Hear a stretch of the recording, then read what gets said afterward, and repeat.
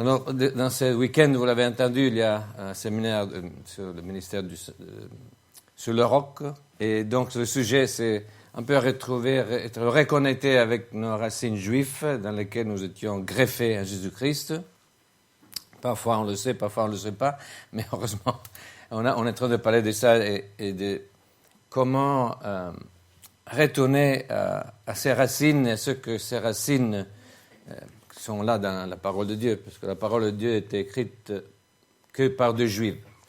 Même Luc, il semblerait qu'il était juif, donc même si c'était pas sûr, mais on pourrait dire que toute notre Bible a été écrite par des Juifs, donc ce qu'on peut dire avec une culture juive, que c'est enfin une culture biblique, à côté des traditions des hommes. Et ça, nous aussi, nous sommes là, donc c'est pas, on a beaucoup de traditions à nous, donc mais ce qu'il y a dans la parole de Dieu, c'est écrit dans une culture que Dieu a donné naissance, qui est la culture juive, qui c'est la seule culture qui est née de Dieu, parce que c'est un peuple choisi par Dieu.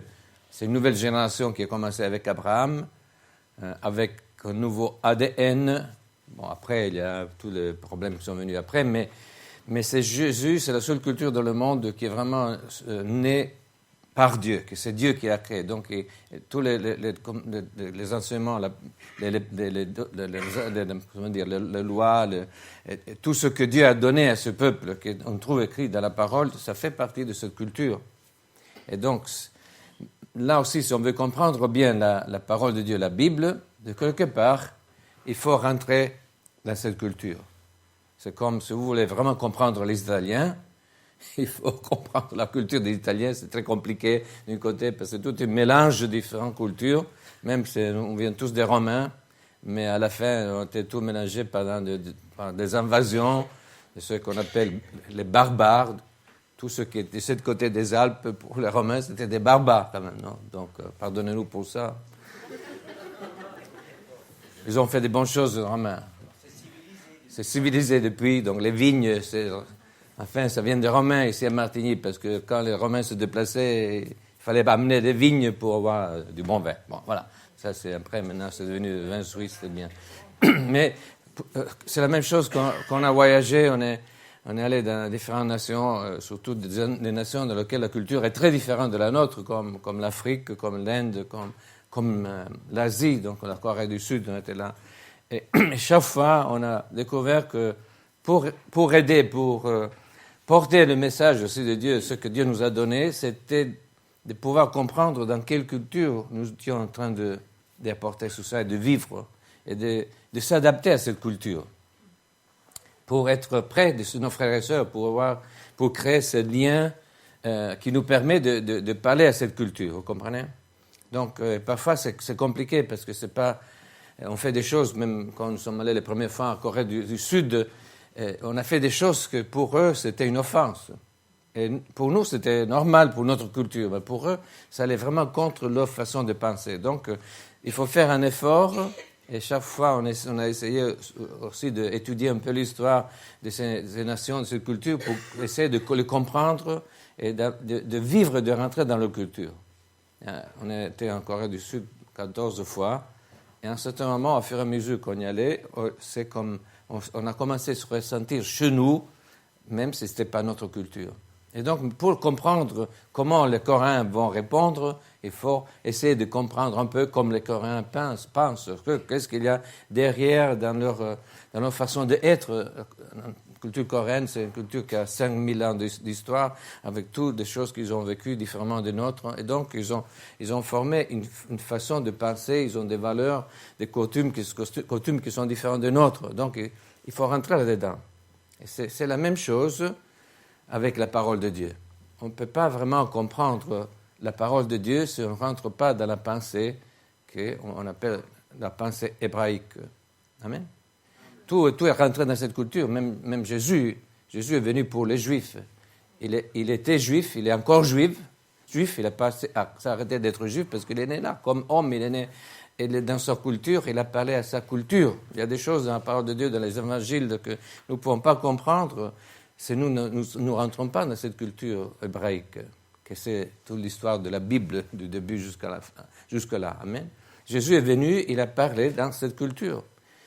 Et c'est parce qu'il était né là. Donc, et aussi, nous, si on doit comprendre des choses mieux, la parole de Dieu, nous avons besoin de rentrer dans la pensée hébraïque. Parce que nous, surtout en Occident, nous avons été infectés par une autre culture, que c'est ce qu'on appelle la pensée grecque.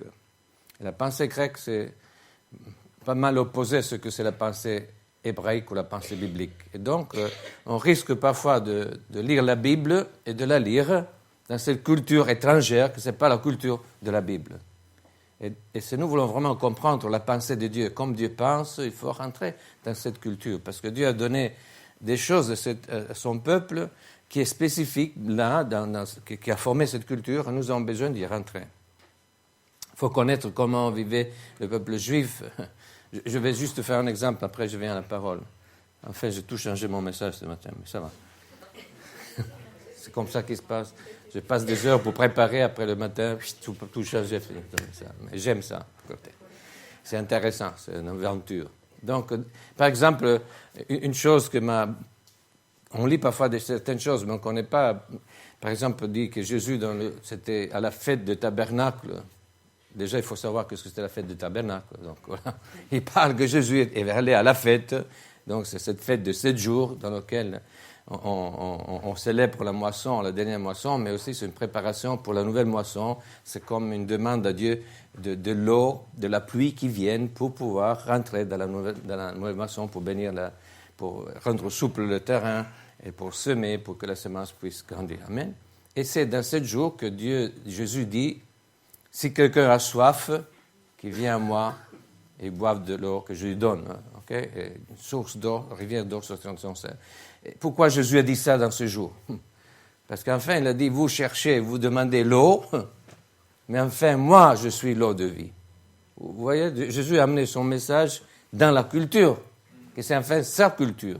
Et donc, nous, on ne comprend pas comme ils l'ont compris, ou ils auraient pu comprendre à ce moment le message de Jésus. C'est nous ne comprenons pas qu'est-ce que ça veut dire, qu'est-ce que c'est la fête des tabernacles, par exemple.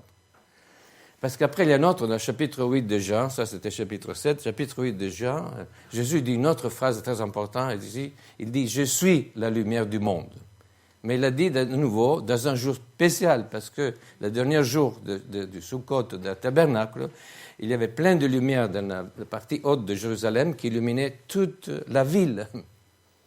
Et Jésus dit, faites, c'est pas ça la lumière du monde. Moi, je suis la lumière du monde. Et c'est intéressant, Jésus rentre et amène son message toujours dans le contexte de sa culture que Dieu avait déjà préparé, parce que les fêtes qu'on appelle les fêtes juives, en effet, sont les fêtes de l'Éternel, on a parlé de ce jour, ça veut dire des fêtes que Dieu établit, pas seulement pour son peuple, mais pour nous tous. Donc depuis que nous avons grandi, comme moi, dans une culture grecque qui ne pense pas de la même façon, c'est une autre culture, c'est comme... Donc, comme je dis, si on part d'ici, on va en Corée, on rentre dans une autre façon de penser. Par exemple, les Coréens, ils peuvent dire oui, oui, oui, ils peuvent vous dire des choses, mais ce n'est pas forcément vrai, mais ils ne le font pas pour faire du mal, parce qu'ils ont peur de vous offenser, et plutôt de vous dire une chose qui n'est pas bien pour vous, ils vous disent le contraire. Et pour nous, ça peut être une offense. Pour eux, c'est une façon de vous honorer. Même si après, ça nous dérange, parce que quand on connaît comment ils ont les choses, on n'est pas content, on a vécu ça. Mais il faut comprendre, pour les aimer, pour les accepter, il faut comprendre leur culture. Peut-être que ce n'est pas bon ce qu'ils font, mais c'est leur culture. Et de quelque part, on doit rentrer là-dedans pour les comprendre, pour les aider. Amen.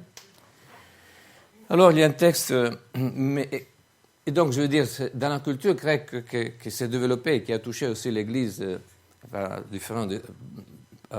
parmi différents siècles, je veux dire. Donc, il y a quelque chose qui nous a infectés, que nous vivons aujourd'hui, surtout ce qui a à faire avec le rationalisme, le fait que tout doit être filtré avec notre raison, même les choses de Dieu, comme si notre raison était capable de comprendre les choses de Dieu.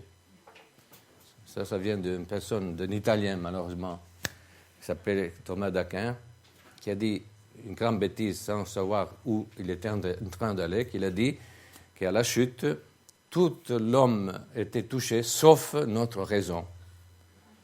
Alors, ça veut dire qu'avec notre raison, on peut comprendre les choses de Dieu, les choses vraies, la vérité. Et c'est la plus grande bêtise, parce que tout est touché par la chute. Et donc, mais à partir de Thomas d'Aquin, s'est développée cette pensée que nous, avec notre raison, nous pouvons comprendre les choses hautes et au-delà de notre compréhension, mais nous pouvons comprendre et arriver à comprendre avec nos raisons. Donc, nous n'avons même pas besoin de Dieu, même pas du Saint-Esprit pour ça, parce que notre raison est tellement saine et capable de comprendre les choses. Bon, on voit bien le résultat dans le monde, quand même. OK? Mais on est infecté par ça et on risque de penser, d'essayer de comprendre Dieu avec notre tête, notre raisonnement, et tout doit être filtré par ça. Surtout les Français, qui ont même élevé la raison à être une déesse, la déesse raison. Hein? Donc, je veux dire, on est affecté par ça. Et la pensée biblique, c'est pas comme ça. C'est pas, pour comprendre les choses, nous avons besoin de voir les choses du point de vue de Dieu. Nous avons besoin d'avoir une vision du monde qui est la vision du monde selon la perspective de Dieu et pas selon la perspective de notre raisonnement. Qu'est-ce que c'est une vision du monde? C'est comme des lunettes. Mais ces lunettes qui sont juste pour lire, je vous regarde, je sais plus qui vous êtes, parce que c'est tout confus. Et si je regarde comme ça, je peux faire des erreurs. Si j'interprète ce que je vois avec cette lunette, je fais des erreurs. C'est tout tordu, comprenez? J'ai besoin d'autres lunettes pour voir clairement ce que c'est à l'extérieur de moi et pour comprendre ce que ça veut nous dire. Amen. Et ça, c'est ce que l'apôtre Paul nous dit en Romains chapitre 12. Enfin, on vient. 1 et 3, verset 2. Dit, ne vous conformez pas au siècle présent, mais soyez transformés par le renouvellement de l'intelligence, afin que vous discerniez quelle est la volonté de Dieu, ce qui est bon, agréable et parfait. Et l'apôtre Paul disait ça dans la culture de ce temps, qui était déjà influencée par cette pensée grecque. Elle ne le dit pas par hasard. Et c'est encore plus vrai pour nous aujourd'hui, parce qu'on a développé cette culture, et on est empoisonné nous-mêmes dans l'Église par cette culture, parce que nous avons accepté ça. Du moment que l'Église des païens convertis a rejeté les Juifs et la culture juive, et c'est passé déjà les premiers siècles, surtout avec Constantin, nous nous sommes séparés de ce que c'est la pensée hébraïque et nous avons commencé à penser même dans l'Église avec une pensée grecque, selon la philosophie grecque. Il y a différentes choses qui changent entre la culture grecque et la culture juive. Une des choses importantes que je veux juste mentionner, qu'on a mentionné dans ce jour, c'est, ça va aider ceux qui étaient déjà là pour revoir les choses, c'est nous, mais c'est qu'il y a une séparation entre ce qui est spirituel et ce qui est naturel. Et ce qui est spirituel est bon, ce qui est en haut qu'on ne peut pas toucher, mais ce qui est naturel est tout mauvais, inclut notre corps, qui est devenu la cage de notre âme, et donc on doit sortir du corps le plus possible, parce que c'est la prison de notre âme, que c'est la seule qui peut se lever à cette partie plus haute du spirituel. Et ça veut dire que le monde est mauvais, les choses de ce monde sont mauvaises, et tout le reste, qu'on attend juste de rentrer dans cette spirituelle, que pour les Grecs, c'est juste de se lever avec une pensée élevée, que c'est seulement pour certains élus. Donc ça, c'est la pensée grecque. La pensée hébraïque, c'est qu'il n'y a pas cette séparation. Et ce n'est pas que nous, on doit se lever pour élever, pour entrer dans le spirituel, mais c'est le spirituel de Dieu qui vient envahir là où nous sommes, dans le naturel. Le désir de Dieu, c'est de rentrer là où nous sommes et de transformer le naturel par son surnaturel. Donc, ce n'est pas une séparation. En plus, ce n'est pas nous qu'on doit se lever, élever pour chercher, mais c'est Dieu qui descend pour rentrer là. Et Jésus, c'est l'exemple.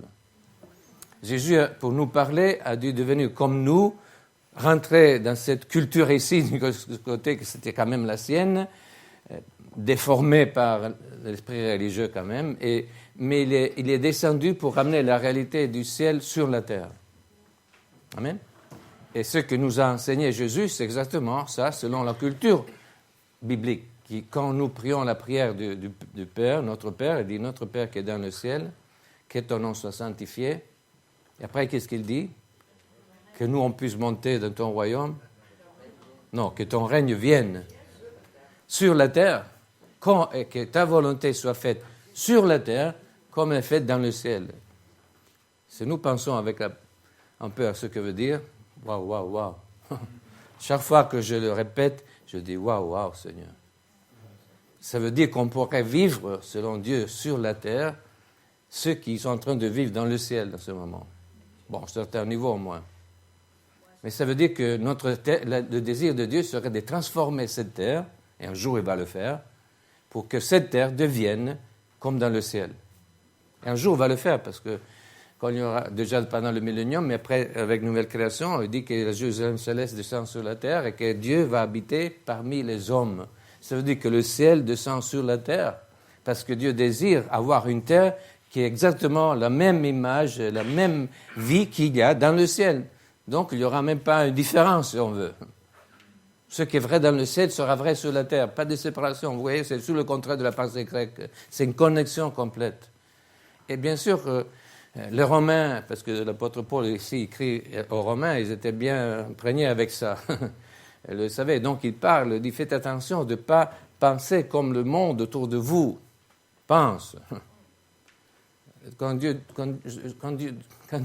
ici il parle du monde autour de nous, il n'est pas en train de parler de la terre en soi-même. La terre est bonne parce que c'est la création de Dieu. Ce qui est mauvais, ce n'est pas la terre en soi-même pour les hommes et les femmes, ça c'est la création de Dieu. Mais ce qui n'est pas bon, c'est le système qui règle aujourd'hui la terre à cause du péché. Et donc Dieu vous dit, ne vous conformez pas à cette culture de ce monde, que ce n'est plus la culture de Dieu, mais soyez transformés au travers de renouvellement de votre intelligence, que ça ne veut pas dire seulement notre raison, ça veut dire toute notre façon de voir les choses, parce que dans le concept de ce mot grec, il y a tout, la pensée, les sentiments et la volonté. Donc c'est un changement total. En effet, transformer, c'est le mot métamorphosis, que c'est ce qui se passe dans une larve, comment dire, une chenille, pardon, ça me vient le mot en anglais, d'une chenille pour devenir une papillon. Ça, c'est un changement de nature, si on veut. Avant, c'est un petit ver, et après, c'est une créature merveilleuse avec beaucoup de couleurs. Okay? Ça, c'est ce que l'apôtre Paul parle. Et dans un autre texte, Jésus dit ça. Je dois regarder l'horloge. Ton œil est la lampe de ton corps. Lorsque ton œil est en bon état, tout ton corps est éclairé. Mais lorsque ton œil est en mauvais état, ton corps est dans les ténèbres. Prends donc garde que la lumière qui est en toi ne soit ténèbres. Si donc tout ton corps est éclairé, n'ayant aucune partie dans les ténèbres, il sera entièrement éclairé, comme lorsque la lampe t'éclaire de sa lumière. Qu'est-ce qu'est en train de dire Jésus? C'est l'exemple que je fais avant des lunettes. Si notre façon de regarder les choses, d'évaluer les choses, donc prendre des décisions, est au travers d'une bonne vision que nous avons, alors tout notre être vit dans la réalité, dans ce que Dieu a pour nous. Mais c'est nos lunettes, notre façon de voir, nos yeux, donc notre façon de voir, d'évaluer les choses est tordue, toute notre vie sera tordue. Vous comprenez? Ce n'est pas quelque chose qui reste vraiment dans notre tête, c'est quelque chose ce que nous croyons, ce que nous pensons, la façon que nous avons d'évaluer les choses de ce monde, de notre vie dans ce monde, toujours en rapport avec Dieu, c'est forcé, toute notre vie, si notre vie chrétienne est forcée, est tordue.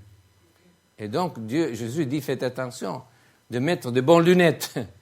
Et dans ce cas, mettre de bonnes lunettes, c'est de rentrer dans cette culture de Dieu afin que nous puissions déjà lire sa parole selon sa culture. Parce que nous pouvons lire la Bible dans la culture hébraïque, que c'est la culture que Dieu a donnée, ou dans la culture grecque. Et on va sortir deux choses différentes, deux interprétations différentes, forcément. Et donc Jésus dit, faites attention. Et c'est pour ça que l'apôtre Paul nous encourage à chercher cette transformation, à reconnaître ce qui n'est pas en accord avec sa pensée de Dieu, et d'être transformé, d'être changé, de changer notre perspective pour la ramener à nouveau en ligne avec Dieu. Donc nous avons besoin plus que la parole écrite. Parce que nous pouvons lire la parole de Dieu avec deux lunettes différentes. Et donc nous aurons deux interprétations différentes. Alors qu'est-ce que ça veut dire ça? Ça veut dire que nous avons besoin de bonnes lunettes aussi pour lire la parole de Dieu, pour comprendre ce que Dieu est en train de nous dire. Quand je dis ça, je dis que ce n'est pas une doctrine que nous devons chercher dans la parole, parce que dans la pensée grecque, nous cherchons des doctrines, des principes, comme ça on peut mettre ces principes sur un mur et dire maintenant je fais comme ça, Non. La seule façon de comprendre la parole de Dieu, c'est de rentrer dans la façon de penser de Dieu par le Saint-Esprit, parce que le Saint-Esprit, c'est des bonnes lunettes que Dieu nous donne. Parce que le Saint-Esprit est dans la culture de Dieu. Lui, Il voit les choses, il nous apprend à voir les choses de la perspective de Dieu. Donc nous allons lire la Bible et comprendre ce que Dieu veut vraiment nous dire, ce que c'est le message de Dieu pour nous. Pas ce que c'est sa doctrine, mais ce que c'est son message pour nous aujourd'hui, pour vivre ce que Jésus a dit, que ton règne vienne, que ta volonté soit faite. Parce qu'il dit, si vous d'être se transformer, renouveler dans votre intelligence, alors vous allez comprendre, je dois lire en français, quelle est la volonté de Dieu, ce qui est bon, agréable et parfait pour lui, donc aussi pour nous. Mais si on a des mauvaises lunettes, on ne peut pas savoir ce que c'est la volonté de Dieu. On se fait, nous, nos idées de ce que Dieu pense, de ce que Dieu veut. Et donc, nous allons décider avec, en effet, une interprétation de sa volonté, que ce n'est pas exactement la sienne. Vous comprenez? C'est important, ça. Et je vous dis, ça devient toujours plus important dans nos jours. C'était déjà important dans ce jour-là, mais dans ce jour, nos jours, c'est encore plus important parce que nous sommes dans les derniers temps. Et ce que la Bible dit, que dans les derniers temps, il y aura des esprits de séduction, des antichrists qui vont essayer de nous dire des choses, même de Dieu, mais qui ne sont pas justes. Et comment nous allons nous défendre avec ça? Je veux dire, on peut apporter des mauvaises doctrines, même au travers de la parole de Dieu. Parce que même le diable connaît la parole de Dieu. Il a utilisé la parole de Dieu pour faire à Jésus des choses qui étaient contraires à la volonté de Dieu. Et moi, j'ai entendu aussi, par expérience, par là, quelqu'un qui enseignait la parole de Dieu, mais pas avec le bon esprit. Qu'est-ce qui nous permet de savoir ce qui est vrai? Même ce que je dis ce matin. Il y a seulement une chose. C'est le Saint-Esprit qui doit témoigner en moi, dans mon esprit, que ça, c'est vraiment la parole de Dieu. Jésus dit, mes brebis, ils reconnaîtront ma voix. La voix, ce n'est pas la parole écrite, forcément. Ça reste la parole de Dieu. Mais ce que Jésus est en train de dire, mes brebis, ils me reconnaissent par ma voix. Parce que la voix du Saint-Esprit en nous, ça, c'est la pensée de Dieu, la pensée hébraïque, si on voulait, la pensée de la Bible. Et donc, nous avons besoin de faire ce changement de pensée. Mais comment nous pouvons faire? Non, il y a un verset important. Bon, bien sûr, la Bible, c'est tout le fondement, mais nous avons besoin de la lire avec de bonnes lunettes. Il faut les deux. Ça ne suffit pas à avoir la parole, il faut avoir aussi les bonnes lunettes pour la lire. Alors, il y a un autre texte que je lis ce matin, que c'est 1 Corinthiens 2,16. « Car qui a connu la pensée du Seigneur pour l'instruire? Or, nous avons la pensée de Christ. » C'est révolutionnaire, ça. Qu'est-ce qu'il est en train de dire? Personne ne peut connaître Dieu, et surtout, il ne peut pas instruire Dieu, parce que Dieu, il est Dieu. Okay? Mais est-ce que nous pouvons connaître la pensée de Dieu? Et l'apôtre Paul dit oui, parce que à travers la nouvelle naissance, si nous sommes nés de nouveau de l'Esprit, nous avons Christ qui vient habiter en nous, dans le nouveau esprit. Dieu nous donne un esprit nouveau, un nouveau ADN spirituel. Si vous savez savoir plus, nous avons écrit un livre, ça c'est une partie de pub, parle-moi sur la guérison de l'esprit humain, mais ça c'est la pub. C'est pas... Ils ne nous payent pas pour ça, mais on l'a fait quand même. C'est pas... Donc, je veux dire, dans la nouvelle naissance, nous avons reçu un nouveau esprit, que ça veut dire que l'ADN de Dieu, lui-même, vient habiter en nous, et c'est vraiment Christ qui vient en nous. Donc, avec Christ, qu'est-ce qu'on reçoit? On reçoit aussi la pensée de Christ, sa façon de voir les choses. Et donc, quelle est la pensée de Christ? C'est la même pensée de Dieu le Père. Et donc, si nous pensons par la pensée de Christ qui habite en nous, nous pouvons comprendre ce que Dieu pense, qu'est-ce que c'est sa bonne volonté. Mais c'est quelque chose qui est à l'intérieur de nous. Ce n'est pas seulement quelque chose qui est à l'extérieur de nous. Ça veut dire que nous avons la pensée de Christ qui est en nous, une pensée nouvelle, une intelligence nouvelle qui est en nous, qui nous permet de comprendre la Bible selon la façon de voir de Dieu. Wow! Nous avons deux pensées qui viennent en nous. C'est la pensée de tout ce que nous avons mis dans notre raisonnement et dans notre intelligence. Et en plus de ça, Dieu nous a donné une nouvelle pensée qui habite dans notre esprit, que c'est la pensée de Dieu par le Saint-Esprit, qui nous permet de vivre, de choisir, comme dit l'apôtre Paul au chapitre 8, ceux qui pensent selon la chair ils font des choses contraires à Dieu, mais ceux qui pensent selon l'Esprit, ça c'est une traduction qui dit comme ça en anglais, mais ceux qui pensent selon l'Esprit, ils vont faire la volonté de Dieu. Donc, nous avons un choix en nous. Soit nous fonctionnons avec la pensée grecque, donc ce que nous avons dans notre tête, dans notre façon de penser, soit nous pensons selon la pensée biblique, ça veut dire de penser avec la pensée de Christ. Et ça, c'est toujours un choix que nous devons faire. Et c'est deux mondes différents. C'est comme le monde culturel de l'Asie et le monde de l'Europe. Ce sont deux mondes différents avec lesquels je m'approche à Dieu. Et nous avons le choix. Ça veut dire que nous avons besoin, de notre façon de dire, que nous avons besoin de plus de Saint-Esprit qui habite en nous et qui agit en nous, afin que nous puissions développer cette nouvelle façon de penser, que c'est enfin ce qu'on appelle la pensée hébraïque, c'est la pensée que Dieu a fait rentrer dans ce peuple qui est son peuple, à côté de toutes les traditions. Okay? Et Jésus était parfaitement dans cette culture, dans cette façon de penser, et il a mis, en habitant en nous, un Christ en nous, l'apôtre Paul dit, ce Christ habite en nous, nous ne sommes pas sauvés. Parce que le salut, ce n'est pas seulement pour aller au ciel, le salut, c'est le changement de toute notre vie pour permettre de vivre comme lui veut. Donc le salut, ça veut dire que Jésus vient en nous, qui habite en nous, et ça c'est le salut, parce qu'à partir de là, il va transformer, et va renouveler aussi notre intelligence de notre âme. Nous avons deux intelligences, l'intelligence de l'esprit humain et l'intelligence de la pensée. Alors, vous voyez déjà la pensée grecque.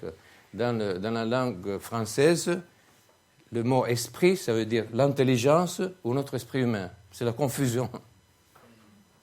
L'esprit humain, c'est le souffle de Dieu en nous, dans lequel Dieu vient habiter en nous par son Saint-Esprit, il va nous renouveler et va générer en nous, dans notre esprit, une autre façon de penser, une autre façon de ressentir et une autre volonté que c'est la volonté de Christ. Et de l'autre côté, nous avons cela de l'âme qui fonctionne encore avec le vieux. Et nous devons toujours choisir. Et la transformation, c'est de permettre que cette nouvelle pensée qui est dans l'esprit, que c'est la pensée de Christ, puisse changer aussi la pensée de notre âme, afin qu'avec tout notre être, nous commençons à penser comme Dieu. Et pas seulement penser mais ressentir ce que Dieu ressente, désirer ce que Dieu désire, parce qu'il dit, ceux qui marchent selon l'esprit ou qui marchent selon la pensée de l'esprit, ils vont accomplir vraiment les choses de Dieu. Ils vont ressentir les choses de Dieu.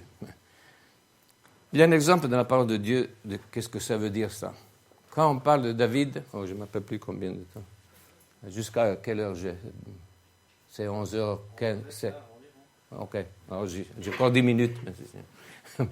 Alors, c'est un exemple de la Bible de qu'est-ce que ça veut dire, de quelqu'un qui même c'était dans ce qu'on appelle l'Ancien Testament, donc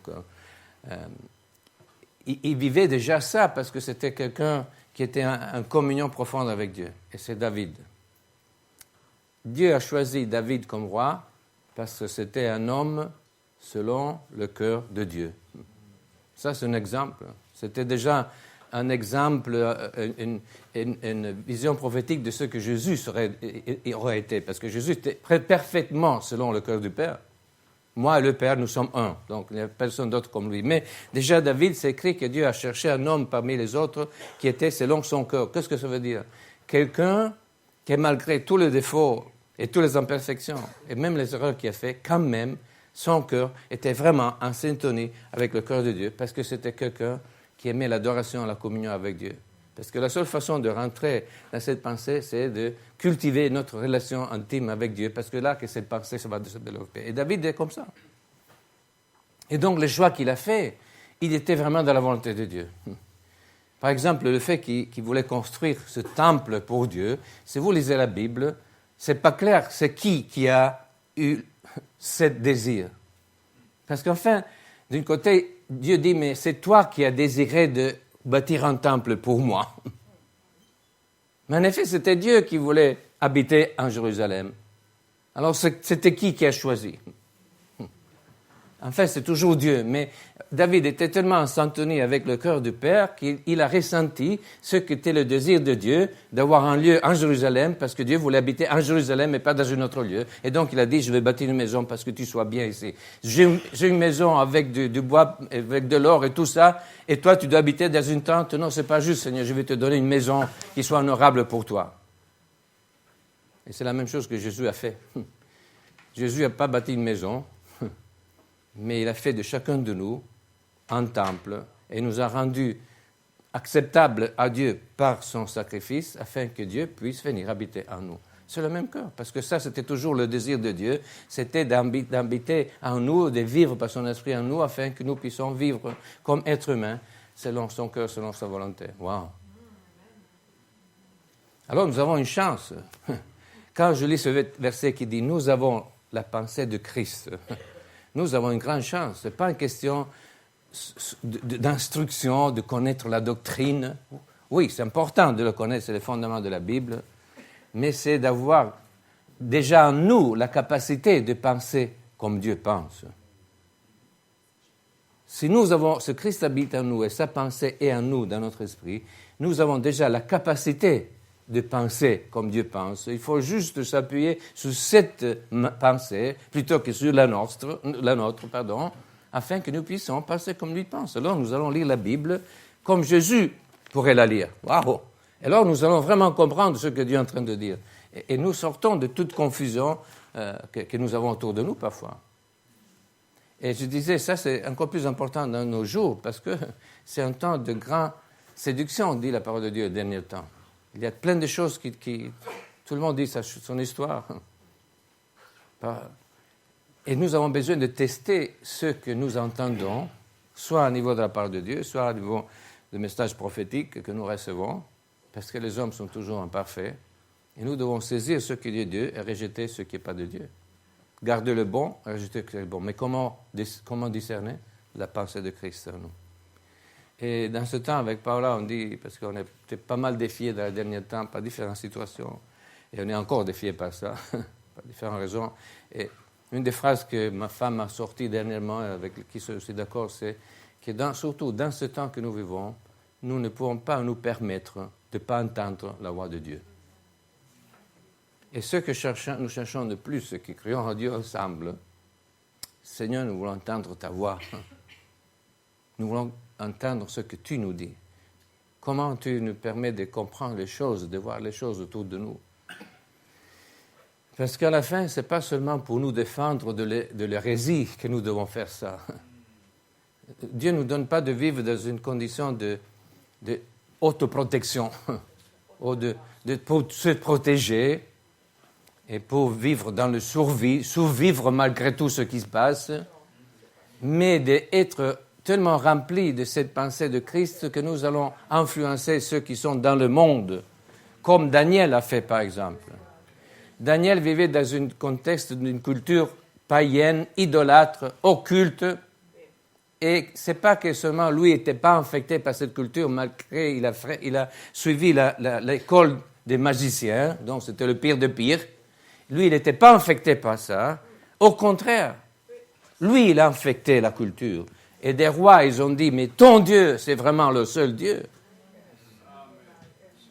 Et ça, c'est pour nous aussi. Nous ne sommes pas ici pour survivre en attendant d'aller au ciel, frères et sœurs.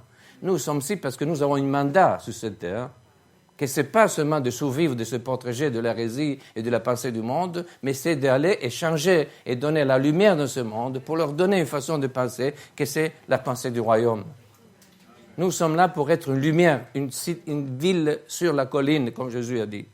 Et je disais hier, pourquoi Jésus a dit une ville sur la colline et pas juste une lampe sur la colline? Parce que la ville, ça veut dire toute une culture de la ville. Ça veut dire la finance, l'économie, le gouvernement, les arts, l'éducation. Ça veut dire que cette ville fonctionne vraiment selon les principes du royaume dans tous les domaines. Et donc, c'est un exemple pour tout le reste qui vit avec un autre fonctionnement. C'est pour ça que Dieu nous a dit de prier que ton règne vienne, que ta volonté soit faite sur la terre comme elle est faite dans le ciel. Pas pour vivre une vie d'église, qu'on appelle, mais pour vivre une vie de lumière vis-à-vis du monde, afin que le monde soit illuminé par nous. Donc, nous ne sommes pas là pour nous défendre, pour ne pas permettre que le monde ne rentre pas, parce qu'enfin, il est rentré pas mal déjà. Quand on vit dans la défense, on risque en effet d'être influencé par le monde. Ce que l'Église a vécu jusqu'à maintenant, malheureusement. Nous ne sommes pas là pour ça, pour nous cacher. Nous sommes là pour aller et illuminer le monde. Autrement, le monde reste dans les ténèbres, parce que Si Dieu nous sort maintenant de ce monde, le monde est complètement perdu, frères et sœurs. Mais qu'est-ce que c'est la pensée de Dieu? Et que toutes les personnes puissent être sauvées. Si Dieu nous enlève maintenant, qu'est-ce qui se passe de ce monde? Complètement détruit. Dieu dit, nous laisse dans ce monde, encore dans ces derniers jours, parce que nous, on puisse être, dans ces derniers jours, une lumière pour ce monde, parce que Dieu veut donner encore une chance à ce monde de connaître Dieu et d'être sauvé. Et, Seigneur, on a chanté ce matin, Seigneur, nous entendons ton retour. C'est vrai. Mais avant ça, j'attends une autre chose. J'attends la chance que l'Église de Dieu devienne cette lumière et que ce monde puisse avoir une autre chance, comme au début de l'Église primitive, de reconnaître qu'est-ce que c'est vraiment Dieu, pas par des images religieuses, mais par une réalité vivante, spécifique, qui montre la puissance de la sagesse et de la puissance de Dieu lui-même. C'est ça que j'attends, parce que dans tous les domaines, parce que c'est comme ça que Dieu va sauver le monde. C'est quand le monde a une chance de voir vraiment la lumière, qui est une lumière, qui est une vraie lumière, pas juste qu'il faut la chercher pour la trouver, mais qui est pleinement là-dedans, là, au milieu de tout ça, et que les gens ne peuvent pas éviter de nous voir. Et c'est ça que j'attends. Parce qu'enfin, ce que Jésus va faire quand il revienne, c'est d'établir son royaume sur la terre.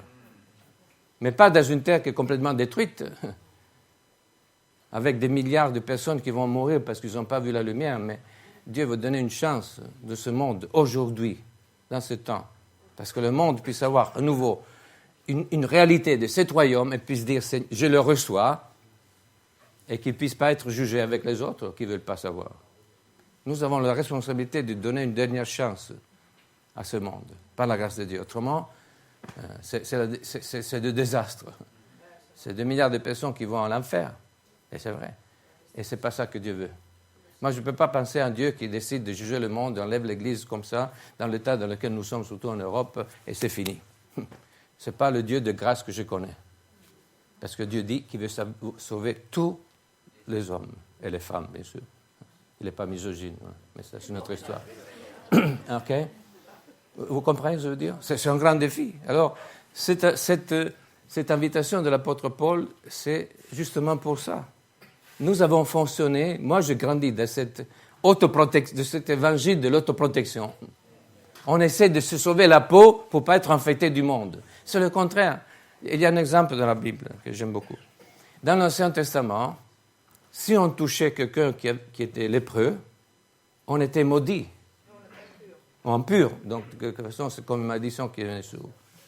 Quand Jésus est venu, il a touché le lépreux et le lépreux a été guéri. Jésus n'avait pas peur d'être infecté. Au contraire, c'était lui qui infectait et guérissait. J'ai entendu une histoire moderne, je termine avec ça. C'est un témoignage que j'ai entendu dans une église. Il disait que dans cette église, il y a une infirmière qui travaille à l'hôpital de cette ville. Et un jour, elle était en train de soigner quelqu'un qui avait le sida. Et il a sorti le guide du corps de cette personne, et le guide est rentré dans son corps, de l'infirmière. Là, c'est grave. Ça veut dire être infecté du sida. Alors, ils ont attendu quelques jours pour voir que l'infection se manifestait. Après, ils ont testé le sang de cette infirmière, mais il n'y avait rien du tout. Mais la chose intéressante, qu'ils ont testé à nouveau le sang de l'homme qui était malade, et il n'avait plus rien. C'est le même principe. Je ne sais pas si vous avez jamais lu l'histoire de John Lake, c'était un homme qui avait eu un ministère de guérison puissant, qu'il a vidé des hôpitaux. Ça, c'est la lumière. Il a vidé des hôpitaux, parce que même les docteurs, avant qu'il y ait des situations, il l'appelait, il dit, tu viens prier. Il priait pour les gens de l'hôpital. Les hôpitaux étaient guéris, ils partaient, c'était vraiment... Et les docteurs n'avaient plus rien à faire. Alors, ça va. Les malades étaient guéris, pardon. J'ai trop vite dans mes pensées. Vous avez compris. Et parce qu'on est dans cette culture grecque, qu'on a de la peine à croire à ça, que le surnaturel envahit le naturel, alors il a donné une chance à un médecin de dire « je vais te montrer qu'est-ce que ça veut dire ». Alors il s'est coupé la main comme ça. Il a dit au médecin « maintenant tu mets des virus, des bactéries dans cette blessure. Et après, tu regardes qu'est-ce qui se passe avec le microscope. Et donc, le médecin dit, mais vous êtes sûr? T'inquiète pas, fais-le. Je te don't worry. Alors, le docteur l'a fait, il dit, bon, c'est votre choix, moi. Alors, il a fait. Donc, il a regardé avec le microscope, et ce qu'il a vu, que toute cette bactérie mourait quand il touchait le sang de cet homme. Et lui, John Lake a dit, ça, c'est l'onction de Dieu. Ça, c'est l'Esprit. Cet homme était tellement rempli du Saint-Esprit que l'onction de Dieu en lui tuait aussi les bactéries. Wow. Enfin, ça, c'est l'Évangile.